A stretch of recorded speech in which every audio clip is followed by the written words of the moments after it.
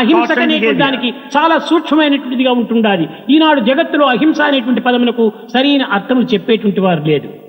Today there are none in this world who can give correct meaning to this word ahimsa, non-violence. ఎంత అవసరమో దానికంటే అధికంగా భుజించడం కూడాను అహింస, హింసనేగా తోస్తుంది.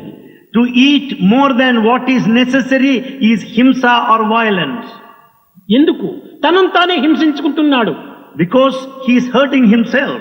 ఎంతవరకు మాట్లాడాలనో అంతవరకు మాట్లాడినప్పుడే అది అహింస అవుతుంది. దానికంటే అధిక మాట్లాడినప్పుడు అదే హింసగా మారిపోతుంది. To talk to the extent necessary is non-violence. If you talk more, it is violence.